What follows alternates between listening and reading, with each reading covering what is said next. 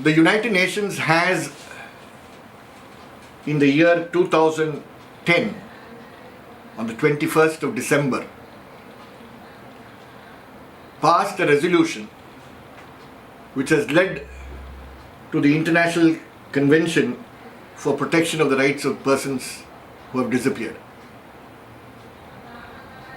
On this occasion, it has also announced that the 30th of August, starting from the year 2011, be observed as the International Day of the Victims of Enforced Disappearances. The violation of disappearances that we are talking about is one of the worst violations of human rights that humanity has seen. This violation aims at creating a terror, and as a result of the terror that these disappearances create, it is not only the victims' families but also the immediate neighborhood and immediate society at large that gets affected as a result of this violation. It is therefore important for all of us to ensure that this crime of disappearances is completely done away with, which earlier in the past used to be only by military dictatorships, but today is even seen in democracies. This year we would like to focus our attention on disappearances in Asia. Disappearances is a phenomenon which is common today in the Philippines. We are seeing it in Bangladesh, and we also see it extensively in the country called Sri Lanka, which is our neighbor. Sri Lanka, which ended its war in the year 2009, is known to be the world's second largest country with disappearances. Over 20,000 people are said to be disappeared.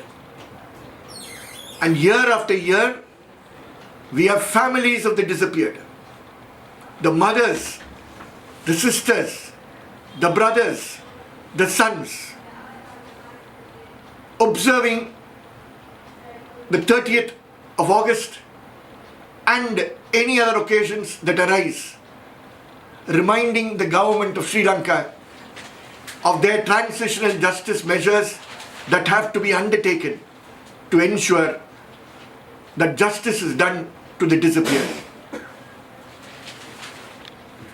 Sri Lanka is known to be the world's second largest country with disappearances. And after the war,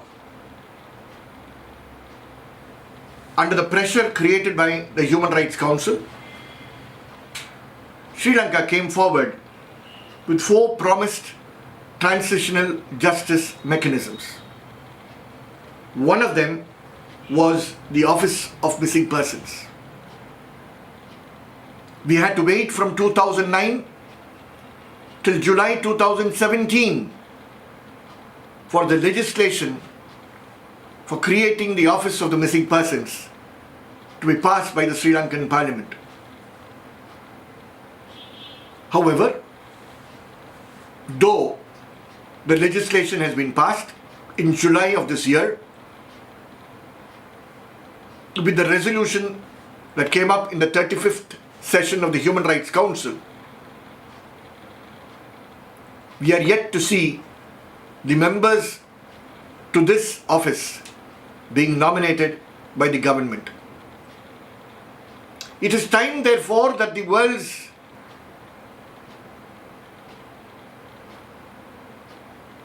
community of nations, meeting at the 36th Human Rights Council starting in Geneva on the 11th of September next month, put adequate pressure on the government of Sri Lanka to ensure that justice is done to the missing persons, justice is brought to the mothers who still are hoping that their sons and daughters are alive. Not only in the northern part of the country, but also in the areas surrounding Colombo. It is this constant international pressure alone being put on Sri Lanka that can bring justice to those families who have persons who have disappeared and who are missing in their respective families.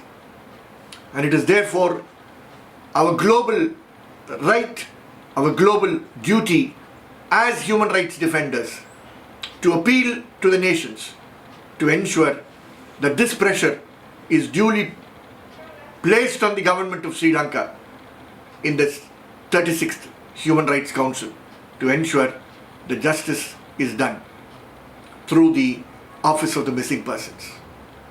But the Office of the Missing Persons should also ensure rights to victims and their families.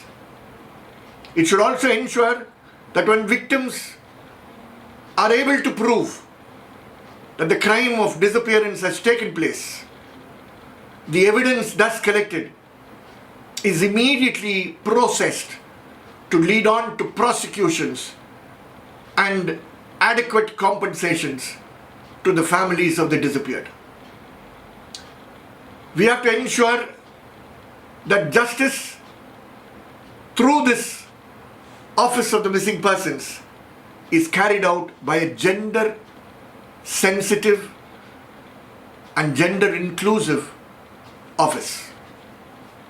It is time for India to stop talking about cooperation. It is time for the Indian Prime Minister, who speaks about cooperation with neighbors, to start putting action into this call for cooperation and put adequate pressure that is there to bring his words, convert his words into action.